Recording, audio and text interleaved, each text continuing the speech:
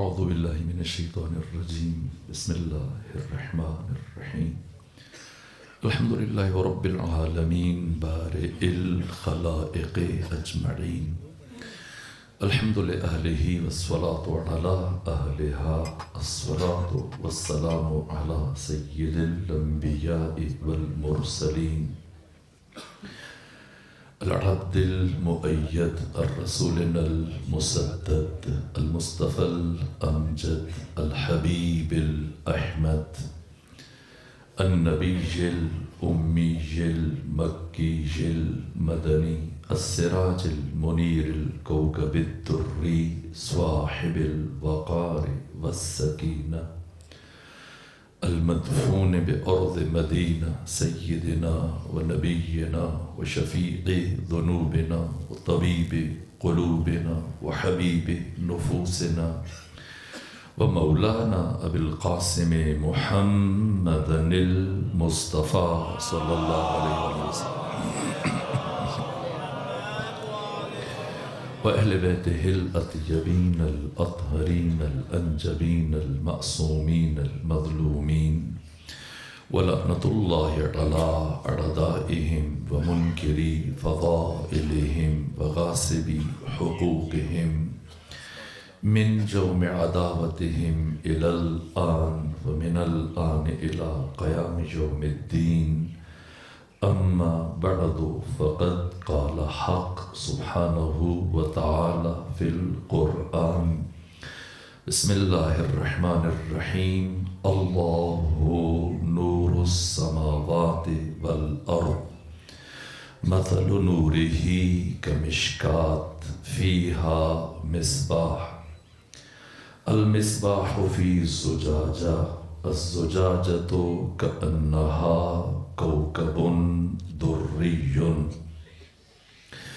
يوقد من شجرة مباركة زيتونة لا شرقية ولا غربية يكاد زيتها يضيء ولو لم تمسسه نار نور على نور يهدي الله لنوره من يشاء ويضرب الله الأمثال للناس والله بكل شيء عليم صلوات بجی خاندان فاطمہ عصمت صغرا قیلہ بنی ہاشم عالم غیر معلمہ شریکت الحسین بطلت الحریہ کربلا کی شیر دل خاتون زین و اب محافظہ کربلا مفسرہ کربلا سفیرہ کربلا زینب بنت علی سلام اللہ علیہ کی شہادت کے موقع پر آقا امام زمانہ کی بارگاہ میں اور آپ مومنین کی خدمت میں تعزیت پیش کرتا ہوں۔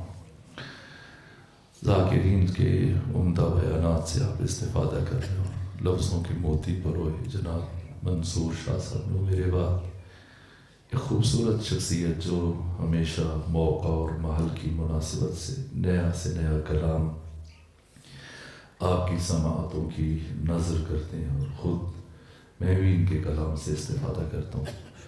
مختصر گفتگو آج کے دن میں اور میرے لیے مناسب نہیں، میں بہرحال آپ کا میزبان ہوں اور وہ ہمارے لیے مہمان کی حیثیت رکھتے ہیں، اس لیے میں زیادہ طولانی گفتگو نہیں کر رہا۔ خدا آپ کی حفاظت فرمائے۔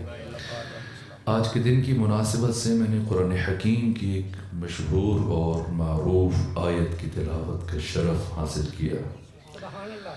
سورہ مبارکہ نور قرآن مجید کا 24واں سورہ ہے، البتہ مصحف کی ترتیب کے اعتبار سے، لیکن ترتیب نزولی کے اعتبار سے یہ قرآن مجید کا 102واں سورہ ہے، جس ترتیب سے قرآن 23 سالوں میں نازل ہوا، یعنی صرف 12 سورتیں اس کے بعد نازل ہوئیں اور قرآن کا نزول مکمل ہوا۔ یہ سورہ 64 آیتوں پر مشتمل ہے اور اس کی 35ویں آیت آج کے دن کی مناسبت سے میں نے آپ کے سامنے تلاوت کا شرف حاصل کیا۔ اس آیت کو آیت نور کہا جاتا ہے، اور اس آیت کی نسبت سے اس سورہ کو بھی سورہ نور کہا جاتا ہے، جس میں ارشاد حضرت الہی ہے کہ اللہ نور السماوات والارض، اللہ آسمانوں کا اور زمین کا نور ہے۔ مثل نورہ کمشکات، اللہ کے نور کی مثال مشکات کے جیسی ہے۔ مشکات چراغدان، مشکات وہ مقام جس جگہ پر چراغ جلایا جاتا ہے۔ جیسے ابھی تو تمدن و تہذیب اور ثقافت کا زمانہ، اور ٹیکسلا تو خود ایک تہذیبی تاریخ رکھتا ہے۔ ماضی قریب میں چلے جائیں تو دیوار کے درمیان محراب نما ایک اعلیٰ جگہ جسے چراغ کے لیے خاص رکھا جاتا تھا، اسے عربی میں مشکات کہتے ہیں۔ مشکات طاقچہ، چراغدان، وہ جگہ جہاں چراغ رکھا جاتا ہے۔ مثل نورہ کمشکات، اللہ کے نور کی مثال مشکات کے جیسی ہے۔ فیہا مصباح، جس میں چراغ ہے۔ المصباح فی زجاجہ، یہ چراغ زجاجہ میں، زجاجہ آبگینہ، حباب، وہ نرم باریک اور لطیف شیشہ جسے چراغ کے گرد رکھا جاتا ہے تاکہ اس کی روشنی تیز تر ہو جائے اور یہ حوادث سے، ہوا سے، آندھیوں سے محفوظ اور مامون رہے، دیر تک جلتا رہے اور دیر تک روشنی دیتا رہے۔ اس کی روشنی کو مؤثر بنانے کے لیے، دیرپا بنانے کے لیے، ضیابار اور تیز تر کرنے کے لیے اس حباب کو اس کے اوپر رکھا جاتا ہے، اس شیشے کو۔ اس شیشے کو عربی میں زجاجہ کہتے ہیں۔ مثل نورہ کمشکات فیہا مصباح، جس میں چراغ ہے۔ المصباح فی زجاجہ، یہ چراغ اس زجاجہ کے اندر، شیشے کے اندر ہے۔ اور یہ زجاجہ، الزجاجۃ کأنہا کوکب دری، کوکب ستارہ، دری موتیوں سے بنا ہوا۔ یہ زجاجہ، یہ آبگینہ، یہ حباب، یہ شیشہ، یہ کوکب دری کی مانند فروزاں ہے، ضیابار ہے، جگمگا رہا ہے۔ اس کی چمک اور ضیاء، اس کا نور اور روشنی کہاں سے ہے؟ یوقد من شجرۃ مبارکۃ زیتونہ، اسے شجرہ مبارکہ زیتونہ سے روشن کیا گیا۔ یہ شجرہ مبارکہ زیتونہ، لفظ زیتون قرآن میں 6 مرتبہ استعمال ہوا، اور درخت زیتون سے متعلق حبر الامہ مفسر قرآن ابن عباس نے پیغمبر سے یہ حدیث نقل کی کہ یہ وہ درخت ہے دنیا میں کہ جس کے پھل میں بھی شفا ہے، اور اس کو دوا کے طور پہ استعمال کیا جائے۔ اس کی لکڑی میں بھی شفا ہے اور اسے دوا کے طور پہ استعمال کیا جائے، یہاں تک کہ اس کے پتوں میں بھی شفا ہے اور اسے دوا کے طور پر استعمال کیا جائے۔ اور آقا فرماتے ہیں اگر اس درخت کو جلا دیا جائے تو اس درخت کی لکڑی کی راکھ میں بھی پروردگار نے شفا رکھی ہے۔ یہ شجرہ مبارکہ زیتونہ کہاں پایا جاتا ہے؟ یہاں اس مقام پر ٹیکسلا میں، اطراف میں کسی اور شہر میں؟ کہاں سے تعلق ہے اس کا؟ پنجاب سے، پاکستان سے، یا دنیا کے کسی دوسرے ملک سے؟ نہ اسے دنیا میں تلاش نہ کرنا، لا شرقیت ولا غربیہ، یہ شجرہ مبارکہ زیتونہ نہ شرقی ہے نہ غربی ہے۔ یکاد زیتھا یضیء ولو لم تمسسہ نار، یکاد افعال مقاربہ میں سے جو مستقبل قریب کو بیان کرتے ہیں، یعنی قریب ہے کہ اس کا زیت، اس کا جوہر، اس کا سلالہ، اس کا اسارہ، اس کا رس، اس کا نچوڑ، اس کا روغن، زیت، اس کا تیل شعلہ ور ہو جائے، بھڑک اٹھے، ضیابار ہو جائے، روشن ہو جائے، لیکن اس چراغ کو جلنے کے لیے آگ کی ضرورت نہیں۔ وَلَوْ لَمْ تَمْسَسْهُ نَارٌ، چاہے آگ اس کے قریب بھی نہ آئے تب بھی یہ شعلہ ور ہو جائے گا۔ نورٌ علی نور، نور بالائے نور، ایک کے بعد دوسرا نور۔ یہد اللہ لنورہ من یشاء، اللہ جسے چاہتا ہے اپنے نور کی طرف ہدایت کر دیتا ہے۔ وَيَضْرِبُ اللَّهُ الْأَمْثَالَ لِلنَّاسِ، اور اللہ لوگوں کے لیے مثالیں دیتا ہے۔ کیوں؟ وَاللَّهُ بِكُلِّ شَيْءٍ عَلِيمٌ، اس لیے کہ اللہ ہر شے کا علم رکھنے والا ہے۔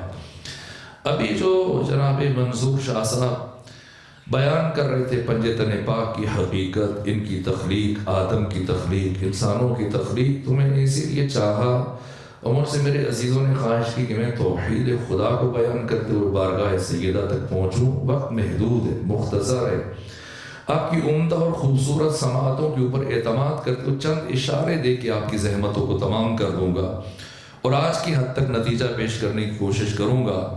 ذات اقدس الہ خدا سبحان کے تمام ناموں میں سے اللہ جامع ترین نام ہے، جو تمام صفات اور اوصاف اور کمالات کا حامل ہے۔ 1000 سے زیادہ نام زیارت جوشن کبیر میں موجود ہیں، لیکن اللہ وہ نام جسے خدا نے اپنے لیے خود منتخب کیا۔ لفظ اللہ قرآن مجید میں 2700 مرتبہ استعمال ہوا ہے، اور اس کا حکم فقہی یہ ہے کہ اسے بغیر وضو کے آپ نہیں چھو سکتے، اور اگر کسی زبان میں اس کا ترجمہ ہو، جیسے فارسی میں اللہ کو خدا کہتے ہیں، انگریزی میں گاڈ کہتے ہیں، اسی طرح سے اٹالین میں، جرمن میں اور سنسکرت اور دوسری زبانوں میں الگ الگ لفظ ہے، نہ اللہ کو نہ اس کے متبادل دوسرے لفظ کو بغیر وضو کے چھوا جا سکتا ہے۔ یہ اللہ جامع ترین ذات، اللہ کی نہ مثل ممکن ہے نہ مثل ممکن ہے۔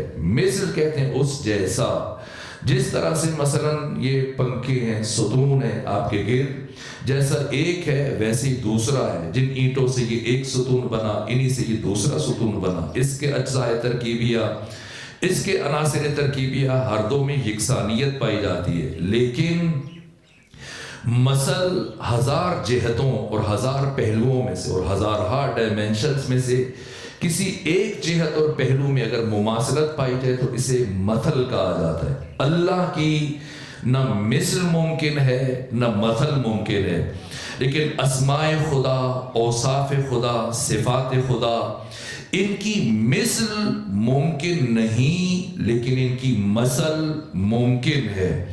اور اوصاف خدا، اسماء خدا کون ہے؟ جس طرح سے برادران اہل تسنن کے ہاں قرآن مجید کے بعد صحیح بخاری معتبر ترین کتاب سمجھی جاتی ہے، اسی طرح سے اہل تشیع کے ہاں قرآن کے بعد اصول کافی ہے، جسے ابو جعفر یعقوب کلینی نے مدون کیا اور مرتب کیا۔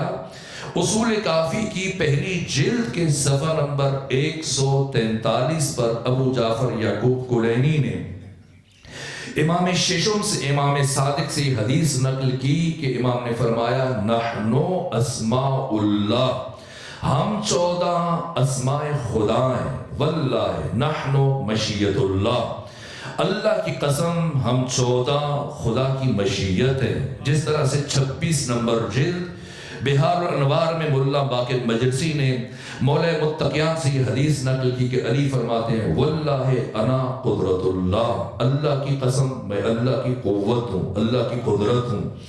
یہ اسماء خدا ان کا پروردگار تعارف پیش کر رہا ہے۔ ذات خدا کی نہ مثل ممکن ہے نہ مثل ممکن ہے۔ اسماء خدا، اوصاف خدا، صفات خدا، ان کی مثل ممکن نہیں، مثل ممکن ہے۔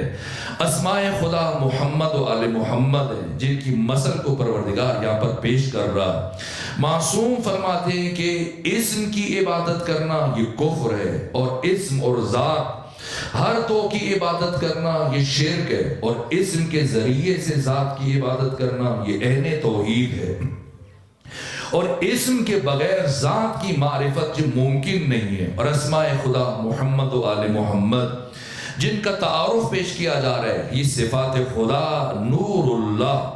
نور کسے کہتے ہیں اس سے متعلق عرض کروں گا، لیکن یہاں پر پہلی آیت میں خدا ارشاد فرما رہا ہے اللہ نور السماوات والارض، اللہ آسمانوں کا اور زمین کا نور ہے۔ یہ نہیں فرمایا اللہ زمینوں کا نور ہے، نہ، اللہ زمین کا نور ہے۔ زمین سے مراد یہ عالم ملک، یہ عالم مادہ، یہ عالم ہست و بود، یہ عالم آب و گل، یہ بزم گیتی اور کائنات، یہ دھرتی اور یہ جہان، یہ زمین جہاں میں اور آپ زندگی گزار رہے ہیں، یہ عالم ناسوت، عالم ملک، اللہ نور ہے آسمانوں کا اور زمین کا۔ اور نور خدا کے مظہر محمد و آل محمد کہ اللہ نے ان 14 کو اس عالم ناسوت میں ہمارے درمیان ہمارا ہادی بنا کے بھیجا، ہمارا راہبر بنا کے بھیجا، ہمارا امام بنا کے بھیجا۔ لیکن اگر کوئی حقیقت محمدیہ کو جس کے مظہر علی ابن ابی طالب علیہ آلاف و تحیت و ثنا ہے، اگر کوئی پیکر علوی کو، نور علوی کو، حقیقت علوی کو اس عالم ناسوت میں، اس دنیا میں اور اس جہان میں منحصر سمجھتا ہے تو یقیناً غلطی پر ہے۔ نہ، حقیقت محمدیہ جس کے ایک فرد اور بارز ترین شخصیت علی ابن ابی طالب ہیں، آپ کا وجود اس عالم ناسوت میں منحصر نہیں ہے۔ عالم ناسوت میں حقیقت محمدیہ کا نازل ترین رتبہ ہے۔ باتیں پہنچ رہی ہیں؟ اگر پہنچ رہی ہیں تو پھر صلوات بھیجیے خاندان فاطمہ۔ یہ مشکل موضوعات ہے کہ جو بہرحال دیہاتوں میں بیان نہیں کیے جا سکتے، لیکن چونکہ میں بارہا آپ کی خدمت میں حاضر ہوا اور آپ کی خوبصورت سماعتوں پر اعتماد کرتے ہوئے ان مطالب کو آپ کے سامنے بیان کر رہا ہوں، کوئی لفظ ضائع نہ ہونے جائے ورنہ ابہام رہ جائے گا، تشنگی رہ جائے گی، مسائل کا ربط معلوم نہیں ہو پائے گا اور بعد میں پریشان ہوگا کہ یہ کیا کہا گیا تھا اور یہ کیسے کہا گیا تھا۔ اللہ آسمانوں اور زمینوں کا نور ہے، زمین یہ عالم ملک، یہاں پر اللہ نے حقیقت محمدیہ کو، ذات علی ابن ابی طالب کو پیکر بشری میں ہمارے درمیان امام بنا کے بھیجا ہے، ہمارے درمیان رہبر بنا کے بھیجا، ہمارے درمیان ہادی بنا کے بھیجا۔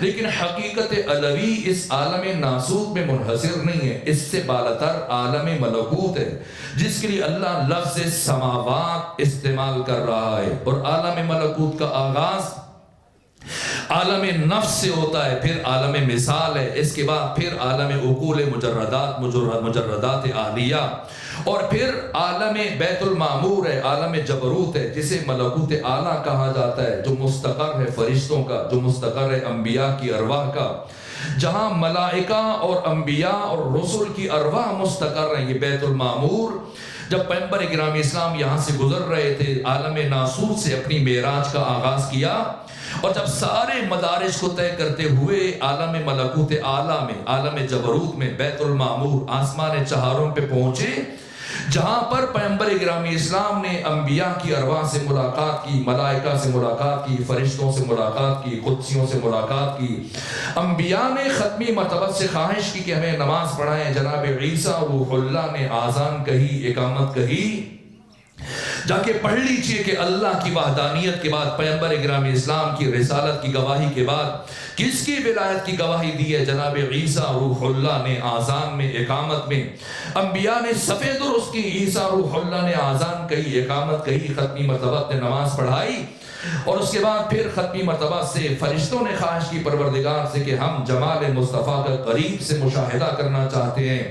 یہاں تک کہ فرشتے صف اندر صف بیت المعمور پر، آسمان چہاروں پر صفے بنائے کھڑے، اور پیغمبر گرامی اسلام ان کے درمیان سے گزر رہے ہیں، اور جہاں سے پیغمبر گزر رہے ہیں مسلسل سلام سلام سلام کی آوازیں بلند ہو رہی ہیں، فرشتوں کے سر خم میں، فرشتوں کے سر جھکے ہوئے ہیں، اور یہ علی ابن ابی طالب علیہ السلام فرماتے ہیں کہ اگر جاننا چاہتے ہو کہ تمہارا مخاطب، تمہارا طرف، تمہارے سامنے موجود شخص شریف ہے یا کمینہ ہے، اگر امتحان لینا چاہتے ہو تو معیار شرافت انسانی ذات محمد مصطفیٰ صلی اللہ علیہ وآلہ وسلم ہے۔ اگر جاننا چاہتے ہو تو اپنے مخاطب کے سامنے اسم مصطفیٰ کو پکارو، اگر اس کا سر شرف کی وجہ سے، ادب کی وجہ سے جھک جائے تو سمجھ لینا شریف ہے، اور اگر سر نہ جھکے تو سمجھ لینا کہ کم ظرف اور کمینہ ہے۔ برابر فرشتوں کے سر جھکے ہوئے ہیں اور پیغمبر ان کے درمیان سے گزر رہے ہیں، اور سلام سلام کی آوازیں بلند ہو رہی ہیں، یہاں تک کہ جب پیغمبر آگے بڑھ رہے تھے انہی فرشتوں کے درمیان میں سے ایک فرشتہ جس کا نام سنتے ہی بہت سارے چہروں پر اداسی پھیل جاتی ہے، اور جس گلی سے ایک مرتبہ یہ فرشتہ گزر جاتا ہے وہاں سے پھر کئی دن تک رونے کی آوازیں بلند ہو جاتی ہیں۔ اسرائیل کھڑے ختمی مرتبت کے پاس رکے مصافحہ کر رہے ہیں، اور پھر جملہ کا آگے بڑھ کر یا رسول اللہ جب زمین پر تشریف لے کر جائیں تو اپنے بھائی علی ابن ابی طالب کی خدمت میں میرا سلام عرض کیجئے گا۔ پیغمبر اسلام نے پوچھا اتعرف علی ابن ابی طالب، جانتے ہو علی کون ہے؟ تو کیا جواب دیا اسرائیل نے؟ کہا کہ فکیف لا اعرفہ یا رسول اللہ، میں علی کو کیسے نہ پہچانوں؟ لقد امرنی اللہ، جبکہ اللہ نے مجھے یہ حکم دے رکھا ہے، اللہ اقبض روح شیعت علی ابن ابی طالب الا باذنہ، کہ میں علی ابن ابی طالب کے کسی بھی شیعہ کی روح کو اس وقت تک قبض نہ کروں جب تک کہ علی ابن ابی طالب کی طرف سے اجازت نہ آ جائے۔ یہ علی کے شیعوں سے خدا کی محبت ہے، اور علی کی اپنے شیعوں سے محبت ہے کہ اللہ نے ہر مومن کی قبض روح کو علی ابن ابی طالب کی اجازت کے ساتھ مشروط قرار دے دیا کہ مبادا حالت گناہ میں اس کی موت نہ ہو جائے، یا گناہ کر چکا اور ابھی توبہ نہیں کی اور توبہ سے پہلے اس کی موت نہ ہو جائے۔ اور اس کے بعد جو دوسرا جملہ کہا اسرائیل نے محضر ختمی مرتبت میں اس کو آیت اللہ حسن زادہ عاملی نے رسالہ معراجیہ میں بیان کیا، اور اس کے بعد اسرائیل جس کا نام سن کر لوگوں کے چہروں پر پسینہ آ جاتا ہے، ایک مرتبہ کہنے لگا یا رسول اللہ ایک گزارش ہے۔ پیغمبر نے پوچھا بتاؤ کیا کہنا چاہتے ہو؟ کہا کہ ہر ذی روح کے قبض روح پر اللہ نے مجھے مامور کیا، میں نے سب کی ارواح کو قبض کرنا ہے سوائے آپ کے اور آپ کے بھائی علی ابن ابی طالب کے، اور اللہ نے علی ابن ابی طالب کو میری قبض روح پر مامور کیا ہے، میری قبض روح پر آپ کے بھائی علی ابن ابی طالب کو مامور کیا ہے۔ اور یہ عرض کرنا چاہتا ہوں کہ جب زمین پر تشریف لے کر جائیں تو اپنے بھائی علی سے میری سفارش کیجئے گا کہ قبض روح کے معاملے میں میرے ساتھ نرمی سے پیش آئیں۔ یہ بیت المعمور آسمان چہارم عالم جبروت ہے، یہ ملکوت اعلیٰ جو فرشتوں کا مستقر ہے، جو ملائکہ کا مستقر ہے، جو ارواح انبیاء کا مستقر ہے۔ نہ کوئی نبی یہاں سے آگے بڑھ سکتا ہے، نہ کوئی ملک اور فرشتہ یہاں سے آگے جا سکتا ہے، یہاں تک کہ اہل سنت کی برجستہ ترین شخصیت نامور عالم جناب صاحب جنابی المودہ سلیمان قندوزی حنفی نے اپنی کتاب جنابی المودہ میں پیغمبر سے حدیث بیان کی ہے۔ سمجھنا ہے خلقت اہل بیت کیسی ہوئی ہے، ہماری خلقت کیسی ہوئی، ابو البشر آدم کو کیسے خلق کیا گیا اور ان کی تخلیق کا آغاز کیسے ہوا، اور انہیں پروردگار نے کیوں سجدہ کروایا، یہاں تک کہ سلیمان قندوزی حنفی اہل سنت کے برجستہ عالم ہیں، انہوں نے جنابی المودہ میں پیغمبر سے حدیث بیان کی کہ آقا ختمی مرتبت فرماتے ہیں کہ ایک مرتبہ اللہ نے جب ہمارے نور کو خلق کیا تو ہمارے نور کی تخلیق کے 80,000 نوری سال گزرنے کے بعد اللہ نے فرشتوں کو خلق کیا ہے۔ اگر یہ بچے اور جوان سمجھنا چاہتے کہ نوری سال کسے کہتے ہیں تو نور کی رفتار کو سمجھنے کے لیے جو آئنسٹائن نے بیان کیا آپ کی کتابوں میں، آئنسٹائن نے جو نور کی مسافت بیان کی اور نور کی صورت رفتار کو بیان کیا، نور کی رفتار کیا ہے کہ ایک لمحے میں، چشم زدن میں، پلک جھپکنے میں، ایک سیکنڈ میں ایک انسان 30 لاکھ کلومیٹر کا سفر طے کر سکتا ہے۔ یعنی اگر آپ ابھی سلطان پور سے اٹھیں اور پھر پوری دنیا کا چکر لگائیں اور پھر سلطان پور واپس آئیں اور دوبارہ چلے جائیں اور پھر واپس آئیں اور 7 چکر لگائیں، کتنی دیر میں یہ 7 چکر لگا سکتے ہیں؟ صرف 1 سیکنڈ میں لگا سکتے ہیں۔ ایک لمحے میں لگا سکتے ہیں. یہ نور کی رفتار جسے آئنسٹائن نے بیان کیا. اب یہ قمری سال بیان نہیں کر رہے پیغمبر اسلام, شمسی سال بیان نہیں کر رہے. پیغمبر فرما رہے کہ اللہ نے ہمارے انوار کو, ہم 14 کے انوار کو ملائکہ کی تخلیق سے 80,000 نوری سال پہلے خلق کیا ہے. اور پھر ہماری تخلیق کے 80,000 نوری سال گزرنے کے بعد اللہ نے فرشتوں کو بنایا. اور جب فرشتے خلق ہوئے اور ان فرشتوں نے ہم 14 کے انوار کو مشاہدہ کیا, فزعموا, پیغمبر فرما رہے صاحب جناب المودہ سلیمان قندوزی حنفی نے لکھا کہ فرشتوں نے ہمیں دیکھ کر یہ خیال کیا کہ شاید ہم ان کے خالق ہیں اور ہم نے انہیں وجود دیا. تو پیغمبر فرماتے ہیں پھر بلا فاصلہ فسبحنا فسبحت الملائکہ, ہم نے فوراً خدا کی تسبیح شروع کر دی اور سبحان اللہ کہنا شروع کیا. اور ہمیں دیکھ کر اور ہمیں سن کر فرشتوں نے سبحان اللہ کہنا شروع کیا. حللنا وحللت الملائکہ, ہم نے لا الہ الا اللہ کہا اور ہمیں سن کر فرشتوں نے لا الہ الا اللہ کہنا شروع کیا. ہمیں دیکھ کے انہوں نے سجدہ سیکھا, ہمیں دیکھ کر انہوں نے قیام اور رکوع سیکھا, ہمیں دیکھ کر انہوں نے خدا کی تسبیح اور بندگی کا سلیقہ سیکھا. پھر اللہ نے یہ ارادہ کیا کہ جبرائیل کو باقی فرشتوں کا سردار معین کرے. تو خدا نے جبرائیل سے کلام کیا, بتا من انت و من انا, تو کون ہے و میں کون ہوں. جبرائیل نے جواباً کہا کہ انت و انا, تو ہے اور میں ہوں. یہاں پیغمبر فرماتے کہ میرے بھائی علی ابن ابی طالب کا نور آگے بڑھا اور میرے بھائی علی کے نور نے آگے بڑھ کے جبرائیل کو سکھایا کہ خدا سے ایسے بات کی جاتی ہے, خدا سے یوں گفتگو کی جاتی ہے. یوں کہو کہ انت رب جلیل وانا عبدک الذلیل و اسمی جبریل, تو رب جلیل ہے, میں تیرا متواضع عبد ہوں اور میرا نام جبرائیل ہے. جبرائیل کا نام جبرائیل کسی اور نے نہیں رکھا ہے, شاگرد مصطفیٰ علی ابن ابی طالب نے رکھا ہے. یہ ملائکہ ہیں جن میں سے کوئی ملک یہاں سے 1 انچ آگے نہیں بڑھ سکتا, باقی کوئی ملک اور فرشتہ یہاں سے کیا آگے جائے گا. سید الملائکہ جبرائیل جب ختمی مرتبت معراج پر تشریف لے کر جا رہے تھے اور آسمان چہارم پر پہنچے اور آسمان چہارم تک, بیت المعمور تک, عالم جبروت تک, ملکوت اعلیٰ تک, جبرائیل ہر قدم پہ پیغمبر کے ساتھ چلتا رہا. لیکن جب پیغمبر یہاں سے آگے بڑھے تو ایک مرتبہ محسوس کیا کہ جبرائیل رک گیا. پلٹ کے پوچھا کیوں رک گئے؟ عرض کیا لو دنوت انبلۃ لاحترقت, اگر یہاں سے آگے 1 پورا برابر بڑھوں تو میرے پر جل جائیں. یعنی جبرائیل نہیں جا سکتا, کوئی نبی اور رسول نہیں جا سکتا. یہاں سے یہ سفر پیغمبر نے تنہا طے کیا. یہاں پر ملکوت اعلیٰ کا اختتام ہے, یہ عالم جبروت, آسمان چہارم, بیت المعمور, یہ ملائکہ اور انبیاء اور رسول کی آخری منزل ہے.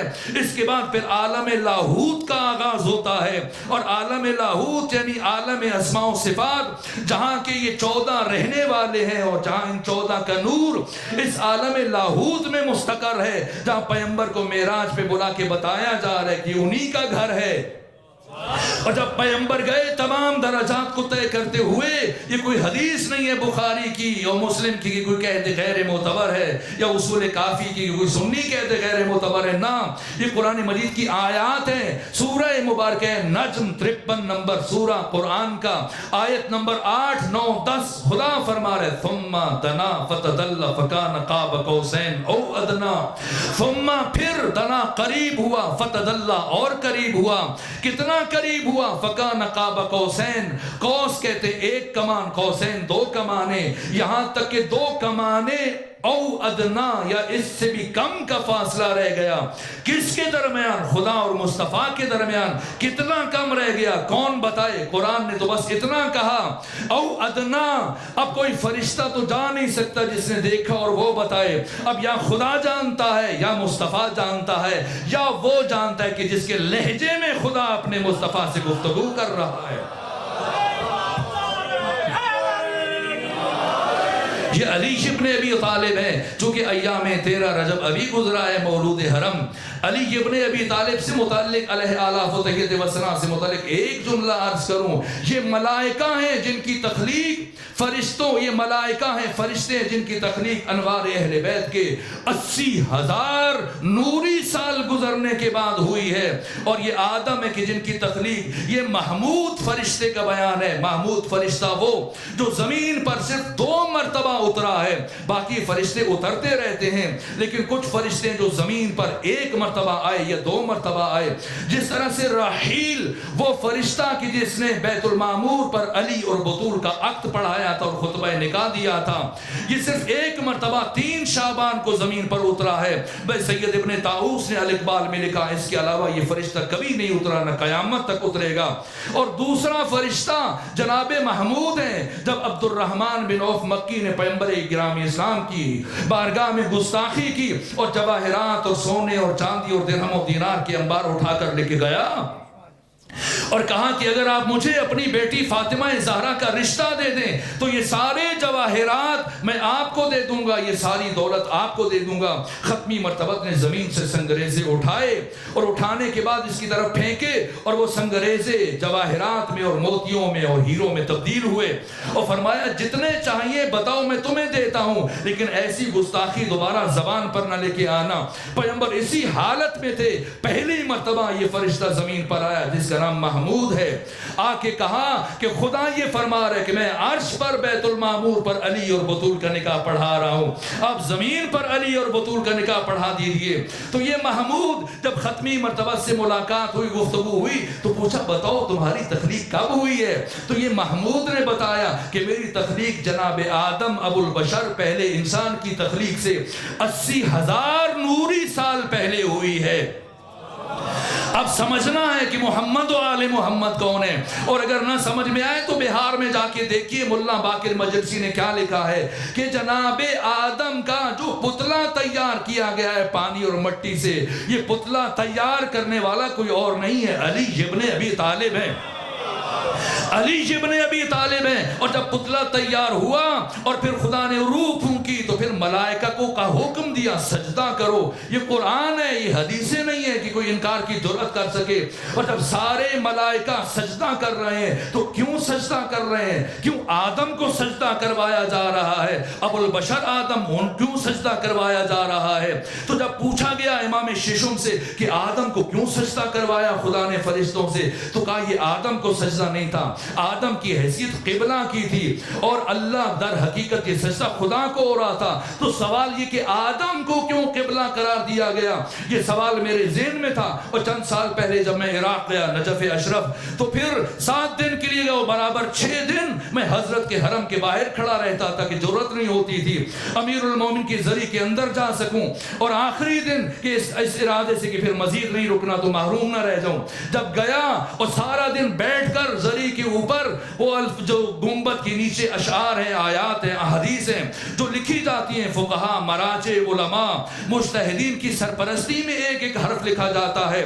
تو آپ بھی جائیں تو جا کر دیکھیے گا مولا متقیان کے حرم میں آپ کی قبر کی بالائی سمت گنبد کے نیچے کیا لکھا ہے؟ لکھا ہوا ہے لو لم یکن فی صلب آدم نورہ لما قیل قدما للملائکۃ اسجدوا۔ کیوں اللہ نے جناب آدم کو قبلہ قرار دے کر سجدہ کروایا؟ لو لم یکن فی صلب آدم نورہ، کہ اگر اللہ نے آدم کے صلب میں علی ابن ابی طالب کے نور کو نہ رکھا ہوتا تو کبھی ملائکہ کو حکم نہ دیتا کہ آدم کو سجدہ کرو۔ یہ عزت علی ابن ابی طالب ہے، اور خانہ کعبہ اگر قبلہ بنا ہے تو بھی علی کے آنے کی وجہ سے بنا ہے، اور اگر آدم کو سامنے رکھ کے سجدہ کروایا جا رہا ہے تو علی کی وجہ سے کروایا جا رہا ہے۔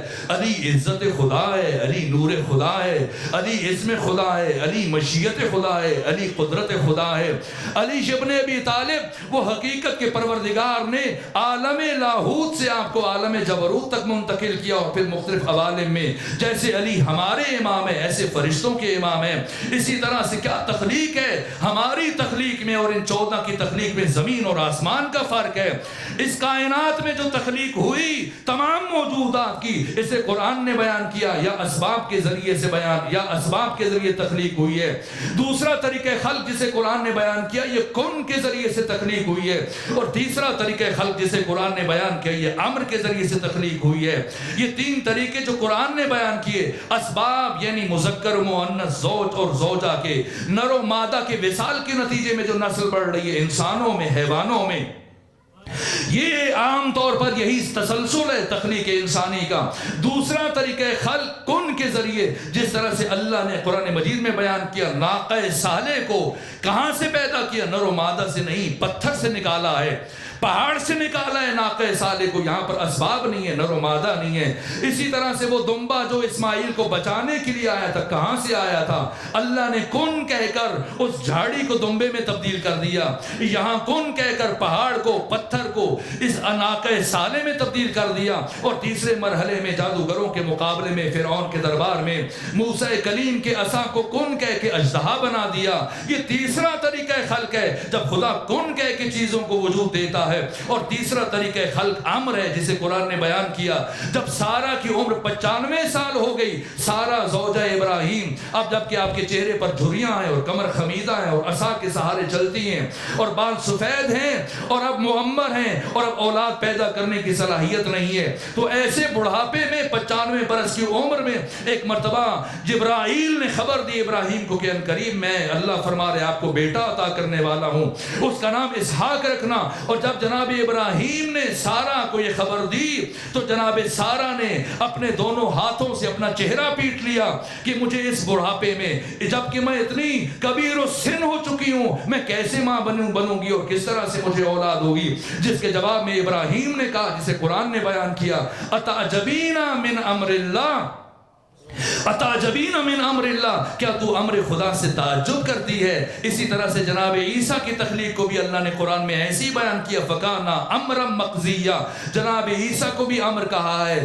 تو تمام موجودات، انسان غیر انسان، جتنی بھی موجودات ہیں، ان کی تخلیق یا اسباب کے ذریعے سے ہوئی ہے، یا امر کے ذریعے سے ہوئی ہے، یا کن کے ذریعے سے ہوئی ہے۔ تو کیا ان 14 کی تخلیق اسباب کے ذریعے سے ہوئی ہے؟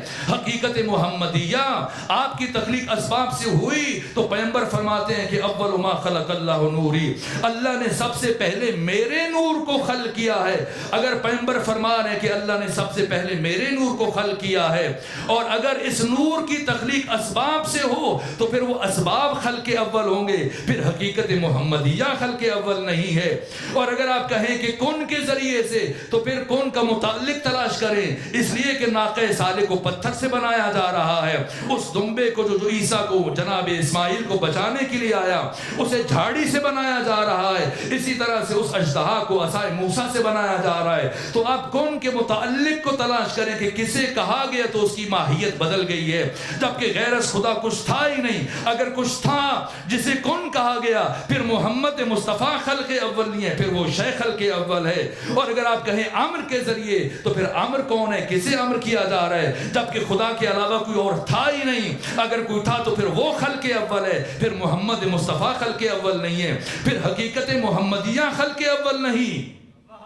تو ان 14 کی تخلیق نہ اسباب سے ہوئی ہے، نہ امر کے ذریعے سے ہوئی ہے، نہ کن کے ذریعے سے ہوئی ہے۔ یہ 14 خدا کی مشیت ہیں، ان کی تخلیق مشیت خدا ہے۔ اسی لیے اللہ نے فرمایا کنتو کنزا مخفیہ، میں ایک چھپا ہوا خزانہ تھا، احببت لکی اعرف، میں نے چاہا کہ پہچانا جاؤں، اس لیے میں نے مخلوق کو خلق کیا ہے۔ یعنی ان کی تخلیق خدا کی چاہت ہے، ان کی تخلیق خدا کا ارادہ ہے۔ یہ 14 خدا کی مشیت ہیں۔ اگر کسی کو سمجھ میں نہ آئے تو جائے مستدرک علی صحیحین، امام حاکم نیشا پوری، پہاڑ سے وزنی نام ہے، جن کی وفات 405 ہجری میں ہوئی، انہوں نے اپنی کتاب میں بیان کیا، علی متقی ہندی نے کنز العمال میں بیان کیا، امام احمد ابن حنبل متوفا 241 ہجری، انہوں نے اپنی مسند میں بیان کیا کہ پیغمبر نے فرمایا کہ ان اللہ یغضب لغضب فاطمہ ویرضا لرضاها، کہ اللہ کا غضب فاطمہ کے غضب میں ہے اور اللہ کی رضا فاطمہ کی رضا میں ہے۔ اس حدیث کی تفسیر میں آیت اللہ وحید خراسانی فرماتے ہیں کہ اس حدیث میں اللہ نے اپنی ذات کو محور قرار نہیں دیا، فاطمہ زہرا کو محور قرار دیا ہے۔ اس میں توحید محور نہیں ہے، فاطمہ زہرا محور ہے۔ یہ نہیں فرمایا کہ جس سے خدا راضی اس سے فاطمہ راضی، جس سے خدا ناراض اس سے فاطمہ ناراض، نہیں فرمایا۔ آیت اللہ وحید خراسانی فرماتے ہیں اگر خدا یہ کہتا، اگر پیغمبر یہ کہتے تب بھی بہت بڑی بات تھی، تب بھی اس حدیث سے کم از کم عصمت فاطمہ ثابت ہوتی تھی، لیکن نہ، پیغمبر نے یہ فرمایا کہ جس سے فاطمہ راضی اس سے خدا راضی، جس سے فاطمہ ناراض اس سے خدا ناراض۔ تو جس طرح سے وسیم بھائی ہر بر محل قصیدہ لکھتے ہیں اور ہمیشہ موقع کی مناسبت سے، اور میں نے وہ قصیدہ بھی ان کا سنا ہے کہ جب ایک مولوی اپنے چہرے کے اوپر نقاب ڈال کے بھاگ رہا تھا تو برقعے میں ایک ملا اس طرح سے جا رہا ہے، اور جو عمدہ تخیر انہوں نے پیش کیا ہمیشہ ہر موقع اور محل کی مناسبت سے۔ تو اب آ کر پاکستان میں کچھ مہینے پہلے کسی نالائق کو بلایا گیا اور اس نے آ کے وہ جو یزید کو رضی اللہ کہنے والا تھا، اور وہ آ کے پاکستانیوں کو وہ ملک جو اسلام کے نام پہ بنا اس کے رہنے والوں کو اسلام سکھا رہا تھا، جو یزید کو رضی اللہ قرار دے وہ آپ کو اسلام سکھانے کے لیے بلایا گیا۔ تو کسی نائک یا کھل نائک یا کسی لائق اور نالائق کے رضی اللہ کہہ دینے سے کوئی نجاست رضی اللہ نہیں بن سکتی ہے۔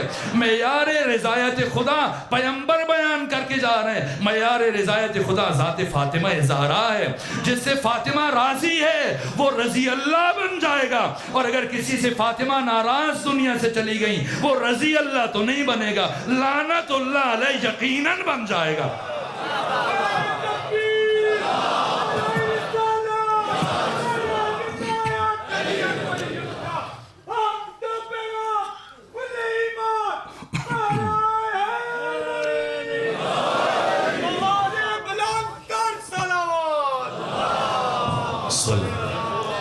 مجھے محسوس نہیں ہوا وقت زیادہ گزر گیا تو یہیں پر رک رہا ہوں، اور جب دوبارہ آپ کی خدمت میں حاضر ہونے کا موقع ملے گا یہیں سے اپنی بات آگے بڑھا دوں گا۔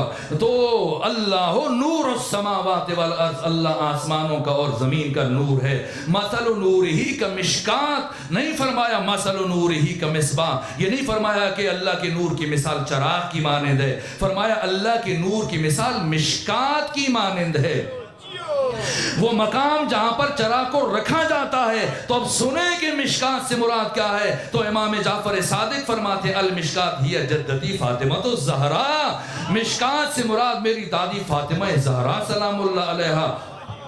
والمصباح هو رسول اللہ، اور مصباح سے مراد رسول خدا ہیں جن کو اس مشکات میں رکھا گیا، اور اس چراغ کے گرد جو شیشہ ہے وہ آبگینہ و حباب جو اس چراغ کی حفاظت کے لیے خدا نے معین کیا ہے، اس چراغ ولایت کا نام علی ابن ابی طالب ہے، اس حباب کا نام علی ابن ابی طالب ہے، زجاجہ سے مراد نور علی ابن ابی طالب، اور شجرہ مبارکہ زیتونہ یعنی حقیقت محمدیہ جو نہ شرقی ہے نہ غربی، اس کا تعلق اس دنیا سے نہیں ہے، یہ حقیقت محمدیہ کے اصلها ثابت و فرعها فی السماء، جس کی جڑ محمد مصطفیٰ اور جس کا تنا علی ابن ابی طالب اور جس کی شاخیں محمد و آل محمد آپ کی اہل بیت آئمہ اطہار ہیں، اور آپ کو شیعوں کو جن کے پتے قرار دیے گئے، اور اگر کوئی انہیں چھوڑ دیتا اور جھڑ جاتا ہے اور وہ پتا گل سڑ جاتا ہے تو پھر اسے سنبھال کے نہیں رکھا جاتا، پھر مالی آئے گا اور جو آخری مالی ہے اس چمن کا وہ آ کر ان سارے پتوں کو جمع کر کے جلا کر راکھ کر دے گا،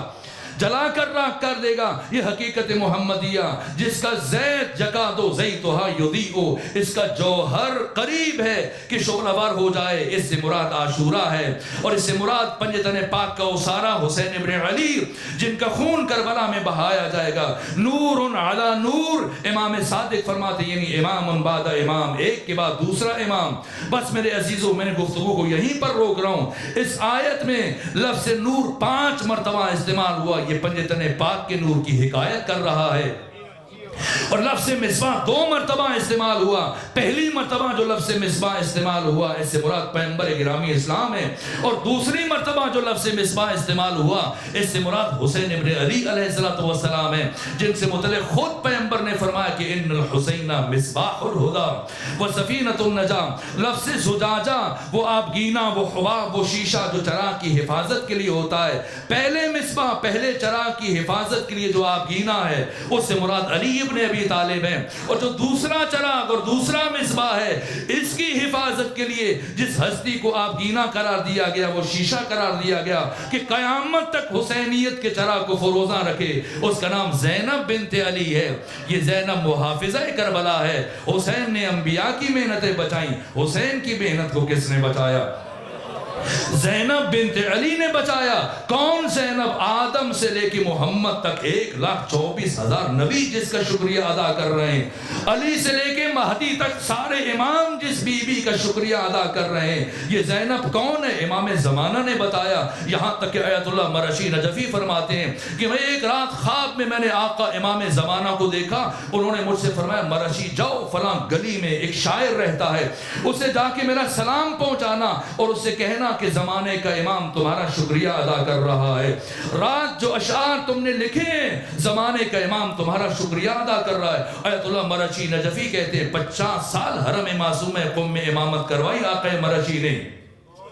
یہ فرماتے ہیں میں رات میں جب یہ خواب دیکھا تو صبح نماز پڑھانے کے بعد میں سیدھا اسی مقام پہ پہنچا جس کے امام نے مجھے خواب میں رہنمائی کی تھی, اور میں نے دق الباب کیا. وہ شاعر سامنے آیا تو میں نے کہا تمہارا شکریہ, امام زمانہ تمہارا شکریہ ادا کر رہے ہیں. رات جو اشعار تم نے لکھے وہ حیران ہوا. پھر آقا مرشی کہتے ہیں مجھے خیال آیا وہ کیسے اشعار ہیں کہ جن کے لیے زمانے کا امام شکریہ ادا کر رہا ہے. میں نے پوچھا شاعر اگر مناسب سمجھو وہ کلام اٹھا کے لاؤ, مجھے بھی دکھاؤ کہ وہ کون سے اشعار ہے. اب جو شاعر کلام اٹھا کے لایا اس کا پہلا شعر یہ تھا سر نئی در نئی نوا می ماند اگر زینب نبود, کربلا در کربلا می ماند اگر زینب نبود, کربلا کربلا ہی میں رہ جاتی اگر زینب بنت علی نہ ہوتی.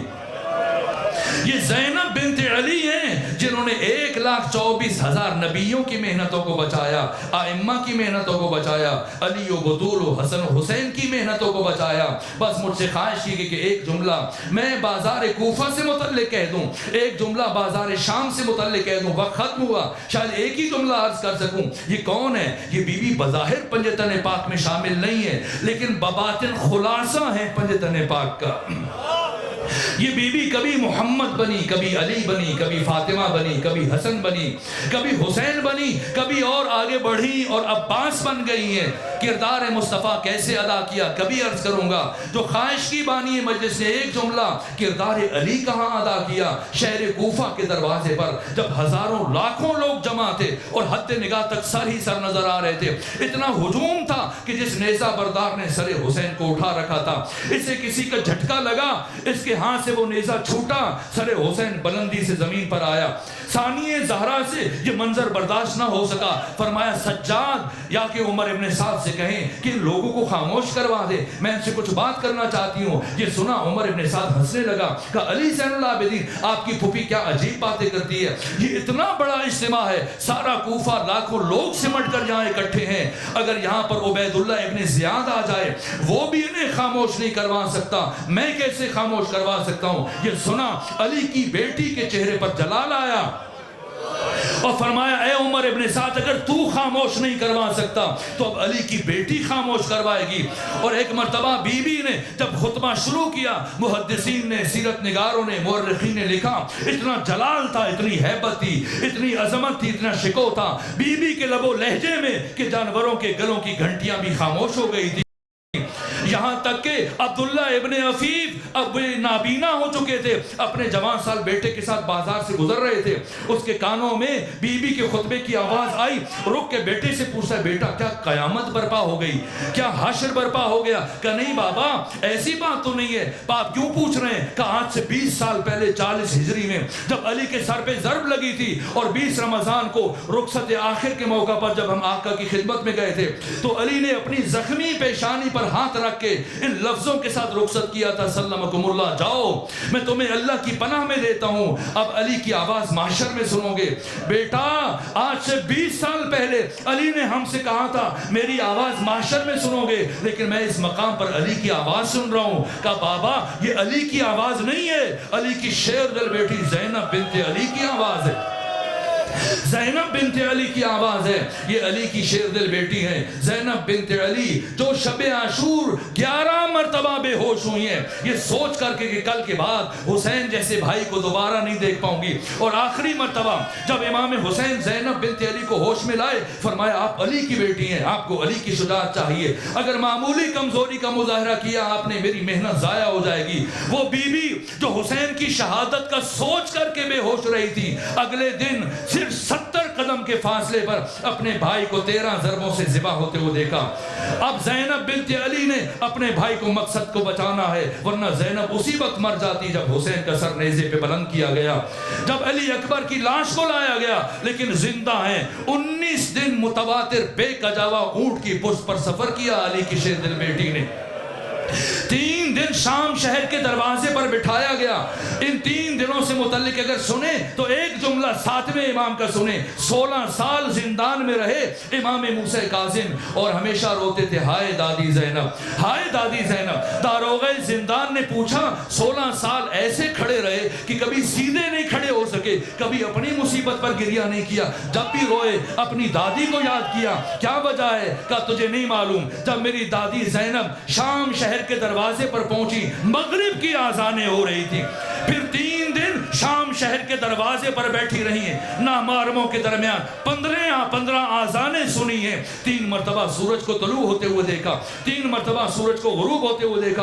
اس کے باوجود اور بس آخری جملہ عرض کروں، وہ جو قیامت کا مرحلہ ہے، جو زینب بنت علی کی زندگی کا سب سے مشکل مرحلہ ہے، وہ حسین کی شہادت سے مشکل مرحلہ، علی اکبر کی شہادت سے مشکل مرحلہ، جب آپ کے سر سے ردا چھینی اس سے مشکل مرحلہ، 19 دن جو سفر میں گزارے اس سے مشکل مرحلہ، 3 دن جو شام شہر کے دروازے پر بیٹھی اس سے مشکل مرحلہ، یہاں تک کہ 3 دن کے بعد جب آپ کو گلیوں سے گزارا گیا، میں نے پڑھا ہے کہ گھروں کی چھتوں سے وہ پتھر جنہیں پہلے نوکدار کر کے تیار کیا گیا تھا، پتھروں کی بارش کر دی گئی، اتنے پتھر مارے گئے کہ 11 صحابہ کرام ہیں جن کا تعلق شام سے ہے، ان میں سے اقسال ابن سعدت ساعدی ہیں۔ کچھ دن گزرنے کے بعد جب وہ یہاں گلیوں میں آئے، شام کی گلیوں میں آئے، دیکھا دونوں طرف دیواریں خون آلود ہیں، پوچھنے لگے کیا اب تم جانوروں کو یہاں گلیوں میں ذبح کرتے ہو؟ جانوروں کو گلیوں میں ذبح کرتے ہو؟ اہل شام کیا تم نے جانوروں کو گھروں میں ذبح کرنا چھوڑ دیا؟ انہوں نے کہا صحابی رسول یہاں کسی جانور کو ذبح نہیں کیا گیا، ان گلیوں سے محمد و علی کی بیٹیوں کو گزارا گیا۔ پتھروں کی بارش میں میں نے کئی کتابوں میں پڑھا ہے کہ علی کی شیر دل بیٹی زینب بنت علی کے لیے چلنا مشکل ہوا اور بی بی کوہنیوں کے بل چلی، کوہنیوں کے بل چلی، لیکن رکی نہیں، آگے بڑھتی چلی گئی، آگے بڑھتی چلی گئی، تمام مراحل طے کیے، کہاں رکی ہیں؟ ثانی زہرا کی زندگی کا سب سے مشکل مرحلہ جب یزید کے دربار کے دروازے پر پہنچی ہیں، پہلی مرتبہ علی کی شیر دل بیٹی زمین پر بیٹھی، سید سجاد آگے بڑھے، پھوپھی اماں گھبرا گئی ہیں، پھوپھی اماں پریشان ہے، فرمایا نہیں گھبرائی نہیں، کہا پھر کیوں بیٹھی ہیں؟ کہا سنو سید سجاد، آج سے 20 سال پہلے جب میرے بابا دنیا سے جا رہے تھے، سب سے آخر میں انہوں نے وصیتیں کرتے ہوئے مجھے قریب بلایا اور میرے کان میں ایک جملہ کہا تھا جس کے بعد میرے بابا کی شہادت ہوئی تھی، اور پھر 20 سال بنو ہاشم کی خواتین مجھ سے پوچھتی رہیں، میں نے کبھی کسی کو نہیں بتایا، میرے بابا علی نے مجھ سے یہ کہا تھا اے بیٹی زینب تجھے اپنی زندگی میں ایک دن ننگے سر یزید جیسے شرابی کے دربار میں جانا پڑے گا، تجھے اپنی زندگی میں یزید جیسے شرابی کے دربار میں جانا پڑے گا۔ بیٹی جب ایسا وقت آ جائے گھبرانا نہیں، پریشان نہ ہونا، میں علی وعدہ کرتا ہوں میں آؤں گا تجھے اپنے ساتھ لے کے جاؤں گا۔ سجاد میں گھبرائی نہیں، اپنے بابا علی کا انتظار کر رہی ہوں، انتظار کر رہی ہوں۔ جب کچھ لمحے گزرے اور ثانیہ ذرا اٹھی، اٹھ کر کھڑی ہوئی، کہا السلام علیکہ یا ابدا، السلام علیکہ یا امیر المومنین۔ اب زینب بنت علی اٹھی ہیں، اپنے بابا کے ہمراہ جا رہی ہیں، یہ مشکل مرحلہ ہے. میں کہوں گا بھائی حسین کی شہادت کے موقع پر علی نے آنے کا وعدہ نہ کیا, علی اکبر کی شہادت کے موقع پر علی نے آنے کا وعدہ نہ کیا. مشکل ترین سفر تاریخ انسانی کا, ام المصائب کے لاکھوں مسائل, لیکن اس مرحلے پر کیوں؟ اس لیے کہ علی جانتے تھے میری بیٹی سارے مراحل طے کر لے گی, لیکن مبادا اس مرحلے پر پہنچ کر میری بیٹی زینب کا جگر پھٹ نہ جائے. یزید جیسی نجاست کہاں, میری بیٹی زینب کہاں؟ اس لیے کہ علی نے دیکھا تھا کہ جب فاطمہ زہرا کی شہادت ہوئی تھی تو غسل و کفن کے بعد آخر میں مولا نے بچوں کو بلایا تھا. پہلے حسن کو بلایا, او ماں فاطمہ کی زیارت کرو, پھر حسین کو بلایا, او ماں فاطمہ کی زیارت کرو, اور سب سے آخر میں کسے بلایا؟ زینب بنت علی کو بلایا تھا, زینب بنت علی کو بلایا تھا. اور سنیں گے بس آخری جملہ ہے, ایک مرتبہ جب فضہ گئیں بی بی زینب کو بلانے کے لیے کہ آ کر آخری مرتبہ اپنی ماں فاطمہ زہرا کے چہرے کی زیارت کریں, آپ کی ماں کی میت کو قبرستان لے کر جا رہے ہیں, دفنانے کے لیے جا رہے ہیں, تو کیا کہا آگے سے؟ جناب زینب سلام اللہ علیہ نے کہا کہ پہلے بابا سے کہیں وہ حجرے سے باہر تشریف لے, پہلے بابا سے کہیے وہ حجرے سے باہر تشریف لے جائیں. اس لیے کہ جب میں اپنی ماں کی میت پر جاؤں گی مبادا مجھے اپنی رضا کا ہوش نہ رہے اور گریہ کرتے ہوئے میرے سر سے رضا سرک جائے, تو مجھے اس حالت میں اپنے بابا کے سامنے جاتے ہوئے شرم محسوس ہوتی ہے. ارے جو بی بی 5 برس کی عمر میں اپنے بابا کے سامنے جاتے ہوئے شرم محسوس کر رہی ہے, اللہ جانے ننگے سر یزید جیسے شرابی کے دربار میں کیسے.